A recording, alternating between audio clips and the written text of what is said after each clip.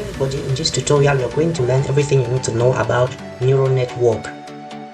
So I guess you have ever seen an image like this.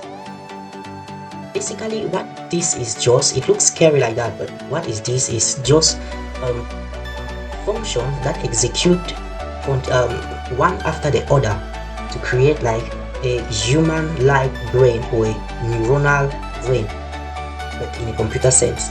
So why do I say it's a function?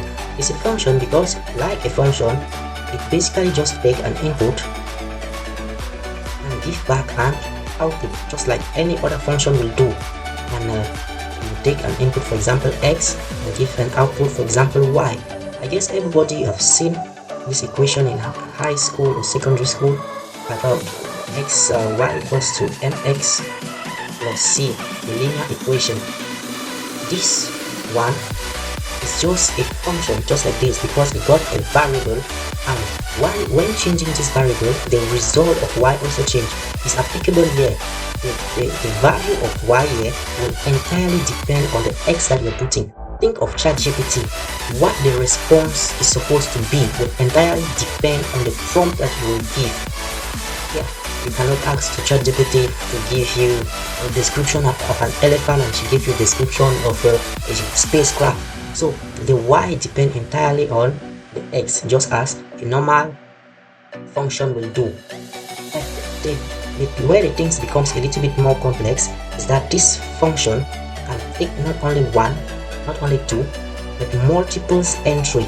Can take multiples entry of value. You can take an x1, an x2, and an x3 just to give out an output. And it can as well give an output, multiple output, or at least this output will be replicated many times. So this is just what you call a neural network, and since this is a function, it also means that it has a mathematical formula or equivalent. This function, you can call that function z, and this function z is just equal to w x plus b. But hold on, why do we have w here and why do we have the b here? Because this one simply represents the weight and the bias, because in order for us to simulate the human brain we needed weight. And how can I define weight? I will just say the probabilities that attached to an event that will happen or something similar. So this diagram will then be changed into this other one with an x1 and a weight 1 too, and secondly the second parameter will be y2 and a weight 2. And this function z will be given its own weight, but its own weight we're going to call that a bias. Its own bias, its bias, and with all of that is going to bring out our y. So this is the full structure of what you call perceptron, which is just the basic or the unit component of a neural network. Okay, but in this formula I see only one y, but here I already see many y. Yes, because this is a formula in its like I would say simplified form, because this y is not actually a single value, it is a vector of value, or if you prefer programming terms, it is an array as well as x. So in this case z, if you want to write it in pure mathematics sense, you will say z of x1, x2, and x3 equal to w1 x1 plus w2 x2 plus w3 x3 plus b, which is our bias. So this entire thing, this entire equation, now we have w1 x1 plus w2 x represent value of here. So this is the mathematical equivalent. As well, you can go as many value as you like. x1, x2 up to xn, and it applies also in this formula x3, x4 up to xn. So you now know that a neural network is basically functions that are linked one after the other to execute complex decision making. Because a neural network is basically functions that you will or you may have seen in this form, that each of them are let's set up kind of like this, and this one receive its input and shoot out its response to all the other perceptron in the nearest layer, and this one does the same. It shoot out its y value to the other nearest layer, and as well you can have many layers in between here up till this one also will shoot to each of this individual in this series. So, and what should you know, what should you learn from this one? This one is just a perceptron that gets 2 inputs but is supposed to give out 3 inputs.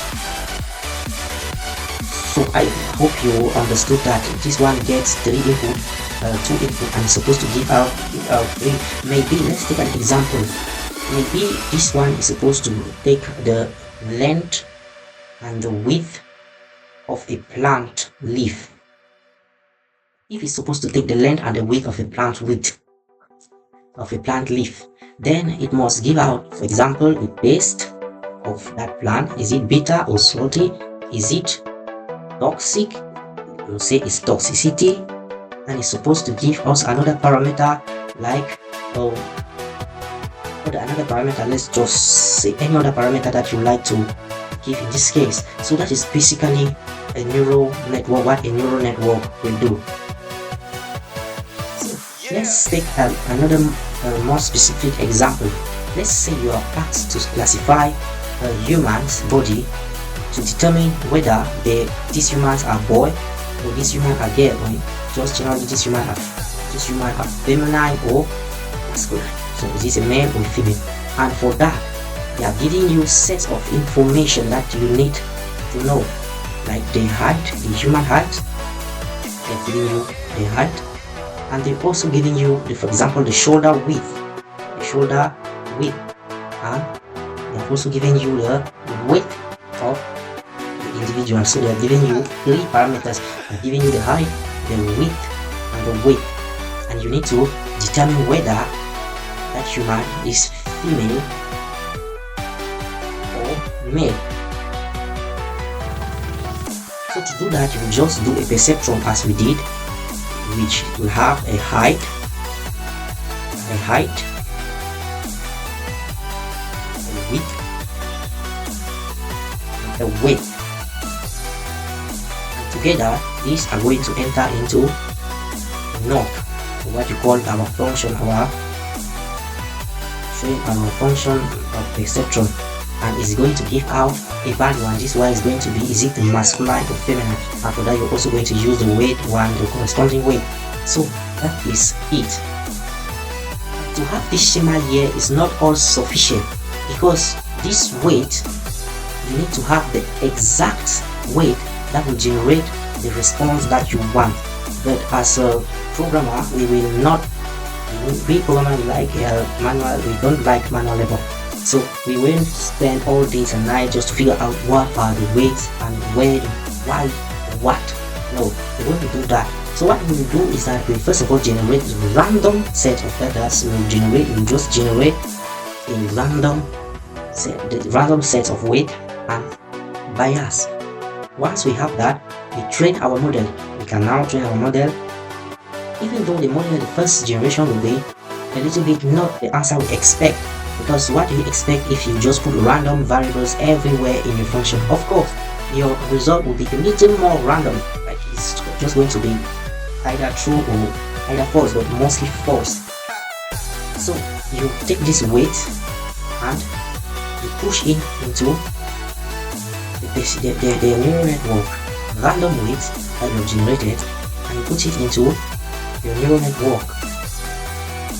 And your neural network with that is going to generate random response, which can be true or false, but mostly false, then you need to do something else to it to complete. You need to calculate the loss. But because remember that you also have a data set that include the height, the width, the weight, and the gender. And for every human, imagine you can have a data set with over 10,000 examples like this. So your model knows where to feed. Your model is going to try this first one, feed in the weight and with random bias, and it's going to have an output and it's going to compare it with the expected output here. And obviously it's going to discover that it is not quite correct. It is not quite correct. So to mitigate that, or it is going to try to calculate the loss. How far is this from the expected answer? So to calculate that loss, we are going to have another formula, which is also very important when it comes to machine learning. And this formula is the formula of loss. You see, loss or the log loss, because this formula is actually the formula of the log loss is equals to, but this one is its minimum form, or it has already been minimized. 1 on m into sum of I from I equals to 1 to m of yi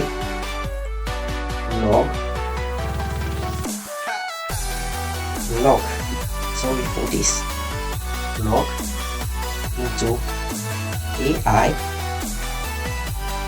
loss 1 minus yi log e natural log of 1 minus ai.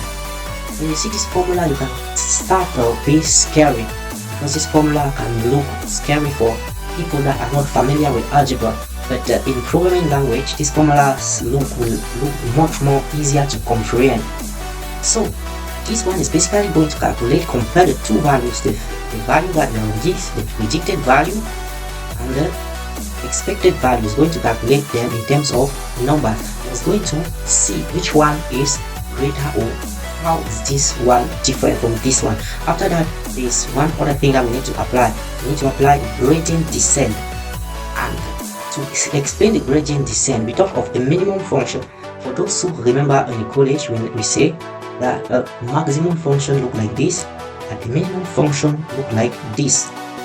So if for a minimum function that we are looking now, because this one will be a minimum function, a function that has a minimum point. So with the minimum point being here at 0, maybe more, yes. So if this now this function will just be to plot, as you know in secondary school. For those who are not familiar with algebra, linear algebra secondary school, you will realize that you need to know that this function is just the derivative. This one that expressed like this as a curve is just the derivative of L over dw. So this one is the L over the W. So to do what you call gradient descent, we are just comparing how this function vary, this dl over dw vary. So if this function is lesser than 0, we will do something, and if this same function is instead greater than 0, we should do another thing. Let's just take it as intuitive as possible. Look at this number line. You know, this number line, let's just put the 0 point here, like this. So if you are less than 0, meaning that you're somewhere here, and thus for you to come closer to 0, you need to add a function. If you need to add some values to this particular number, because this one will be your dl over the dw. So yes, this will be your derivative, and you need to add a certain positive number to it so that it comes closer to 0. And if it is greater than 0, then it places itself somewhere here, the dl over the dw. And if it's the case, you need then to add a certain negative value to reduce it, for it to come closer to 0. Just imagine like this one is a hill, here, if you have a derivative like this, which is at this point, therefore the most intuitive thing for you to do to come to this zero is to go down the hill. And you know, to go down the hill, you need to add a certain positive value. So for dl here, over the w, we will have the wt plus 1 equals to wt plus a certain positive value.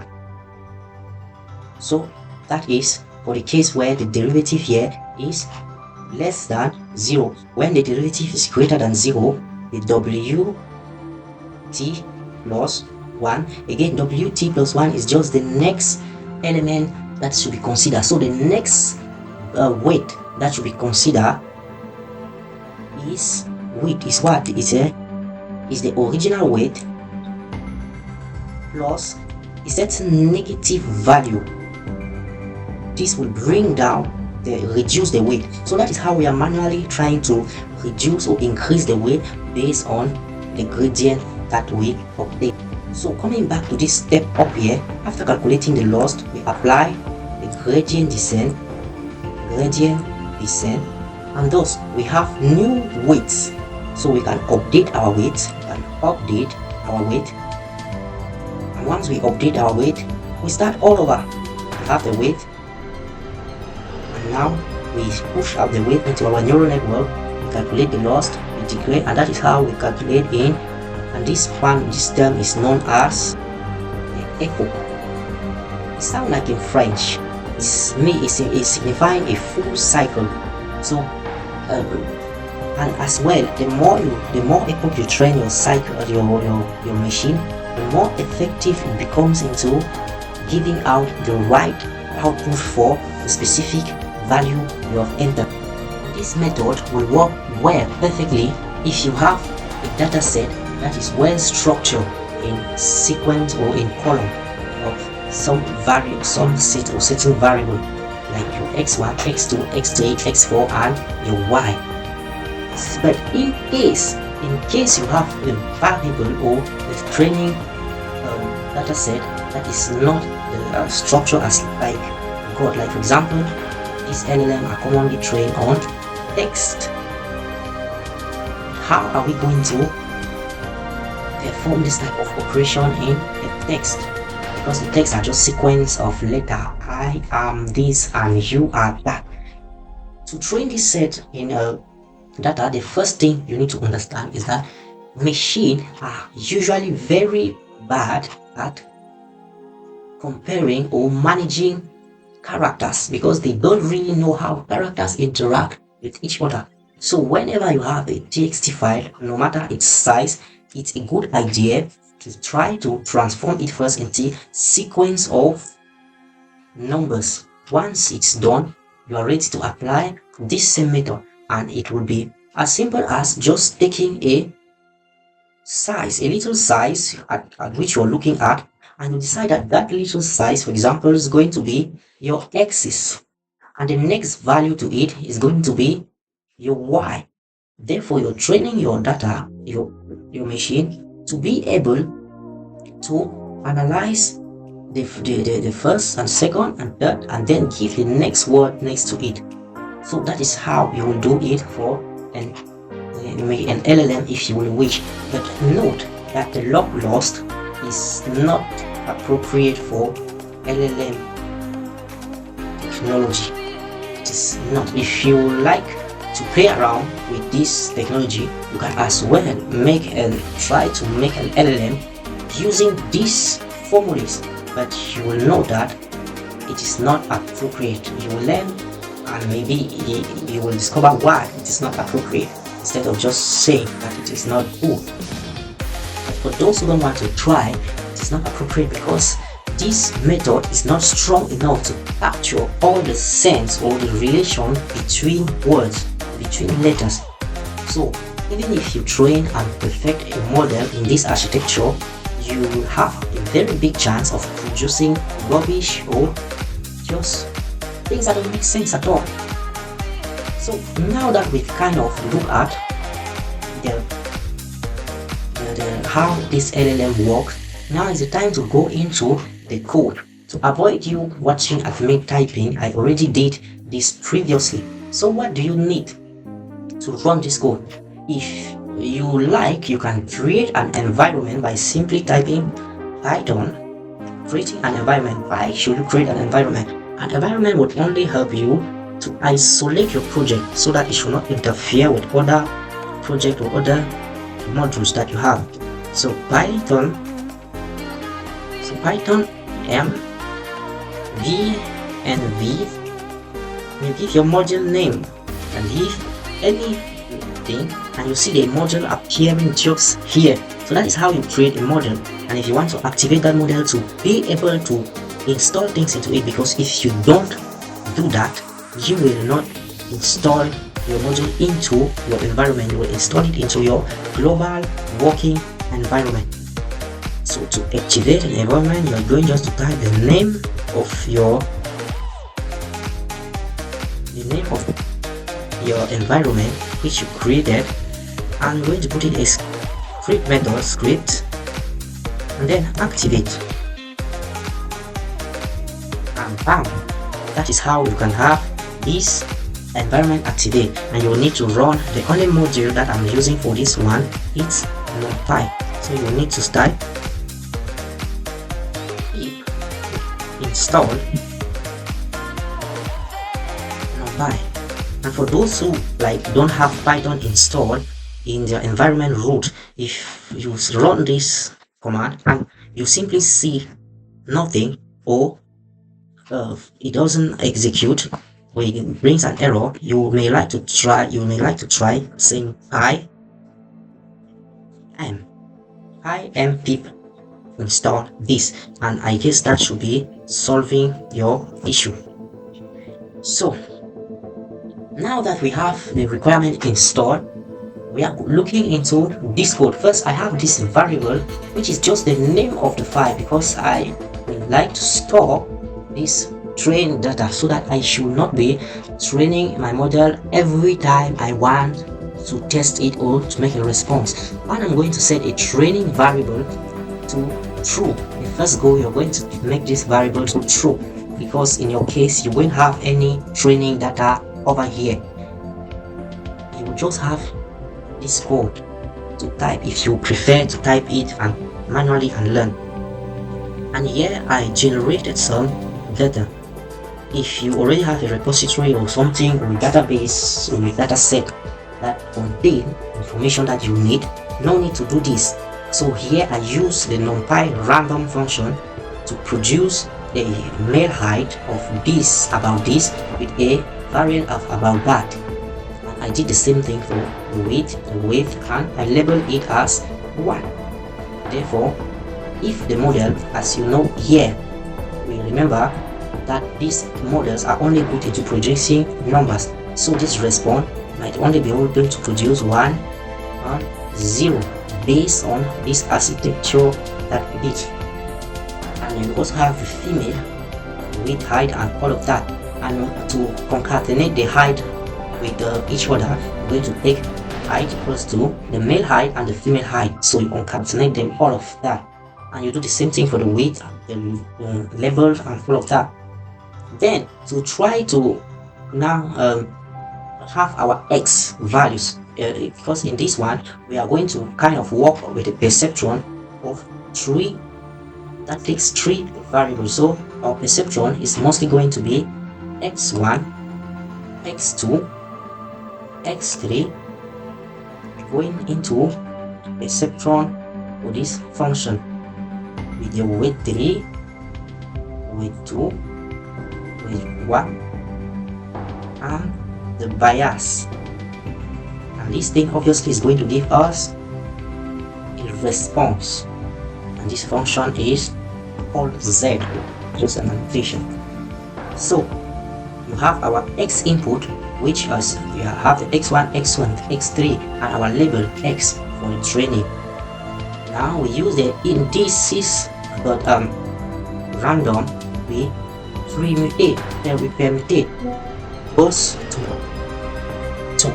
kind of mixed up the data, because right now with this method we kind of have only, for example, male, then after male, female. If we leave this in this type of order, it's going to create some disorder. It's kind of funny, yes, that is the truth. So you use this one to kind of mix up the data so that it should be like female, male, female, male, female, male. That is what we like, because order usually comes from disorder. Okay, and then it's a good idea to normalize your variable, even though normalizing may not be a critical point, but normalizing is also essential. It will help in performance. Let's imagine in this case where we have is 175, and a small value like 10.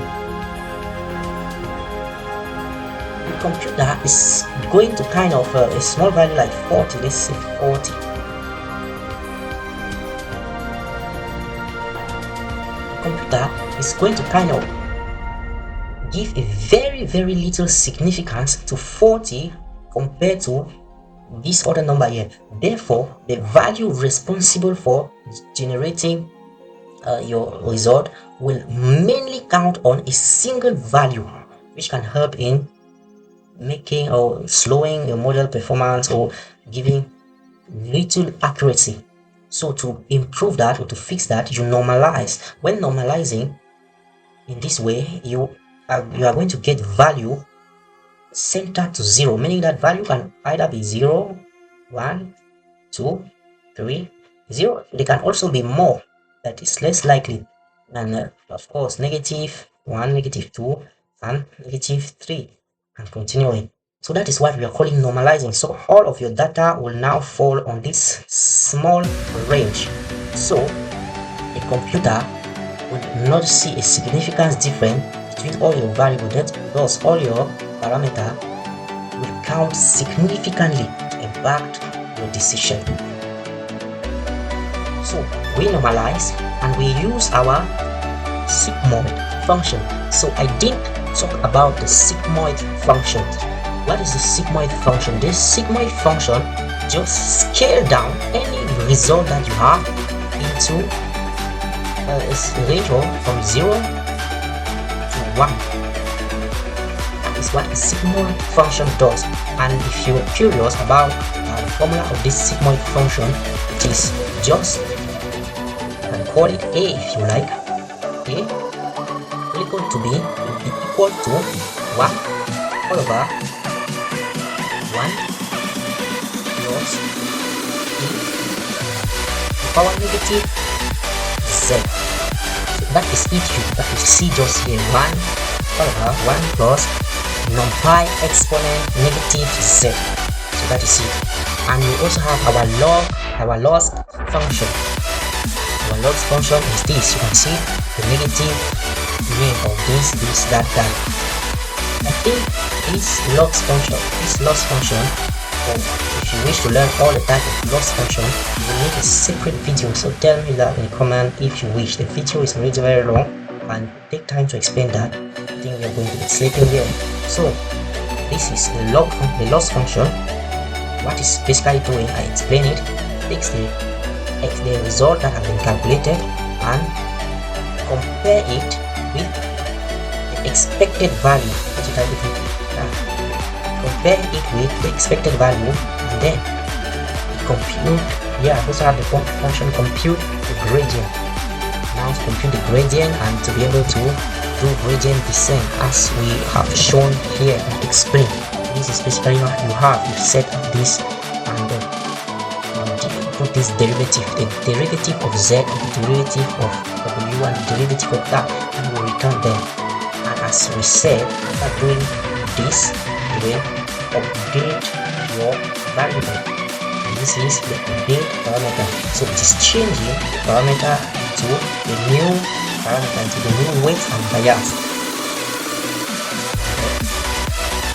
We have our neuron and our perceptron. So that is basically it's equivalent in programming. You can see it here. I told you it looks scary but actually it's not that scary. You only need to learn a little bit about this. As you see, it is almost similar to this previous formula that we have, z equal to wx plus b. This is it, the dot product of x and w plus b. So that is it. And after setting our artificial neuron or our single neuron, we define the train function. How is it going to train? We first define our variable with the training data and all of the other data, and we normalize them using the function we set above. And now it's time to pass for each epoch. This one symbolizes that we are going to repeat this circle. We are going to repeat this circle 5,000 times. So we are going to repeat this cycle 5,000 times like this. So what we do is that we predict using our neuron, which is the first step. We predict using our neural network, then evaluate the loss using our log loss function. Evaluate the loss, and then we do the gradient. We compute the gradient. Then we compute the gradient, and after computing the gradient, we update our parameter. And we basically start again, because once this thing is going to reach here, it's going to print out what it's supposed to print and start back up to this number of time. So that is our train function.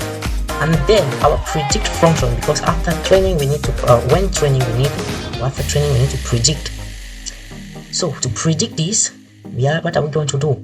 We are going to also set our value and normalize them, and we are going to use our neural network to predict the resultant value. And we are going to set, like, if the neural this one should be an int, set int as set type as int, and this expression basically will turn this value into 0 if the value is less than -1. Because remember, this neural network will not predict exactly 0 and 1. It will predict value like 0.1, 0.21, etc., 0.86.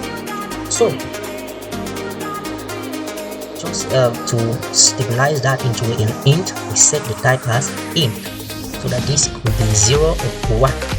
And then we set here, I just set a confusion matrix just to be able to see how about the male and female we have in our data set. And the described result here is because 1 and 0 is not that easy for everybody to interpret. So this P will be equals to male if the predicted is equals to 1, else is going to be female, and the actual is going to be male if the actual equals to 1, else is going to also be female, and just return all of that. And we have our main function. Our main function take the value that we set above, train mode. Here it is by default set to true, but you can remove it as well if you would like. So we first generate our data x and y. We use the generate set to generate that. So now I slice this into 3. So I created the slice index 1 and the slice index 2 to be able to have the train, the x train, the x test 1 and the x test 2. And this is basically how I set them. And then I check if there is any file like this, so that it can directly take the parameter and load from that, so that it doesn't start from a random variable anymore. But if not, it just set all those to default value. And if the training is true, it's going to run the train function, which pass also the train function run all this stage for the number of time that we have decided. After running this stage, it simply give the accuracy, calculate the accuracy, and print back the accuracy. Else, if you are not in training it, just use the test 2. Why do we use the test 2 here? Because the test 2 here is a completely new set of data for our model. It has never seen text 2 data before, because for its training we have used the train set and the test have used the X train and the X train 1, so you have never seen the X train 2. So that is why it is, that is why you can really say your model is good once you have good result, because your model will not just copy what was already said, but really predict the values, since these are completely new values.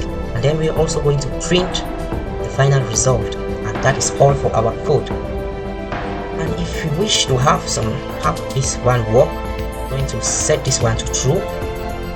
You can realize that I've made some training here, some quite training here. So if I launch the training, you're going to see it going, running again and again. So I'll come back in a few minutes when this thing runs completely. I also realized that since I already have a pre-trained a trained model that is trained past parameter just here, I may just as well interrupt this task and show you for when training is false. So when training is false, what you are expected to do is to give as input the test 2 sample that you have generated. So to do the test 2 sample, here are some parameters that you take. You can as well give from n, which is known, to m. That will simply give the entire test 2, or you can just give a small sample to check out, like 5 or 6. You got a small sample, and once you run that, you're going to see prediction, and here I see prediction of 100% as predicted, exactly all of them well. And if I enrich or increase my train set, like to the length of this data set again, you see that this time it started generating lots of them. But with this architecture, is perfectly meant for this type of task. So the expected probability or efficiency is going to be very high. The accuracy here is going to be very high. This have ran for quite long. I have predicted lots of data since my data was very huge. And you see here I have a 92.31% accuracy, meaning that I have most often found the correct gender. So that is how you can produce your model to do this type of thing. And if you're wondering how I segmented my data, this is the entire corpus I have.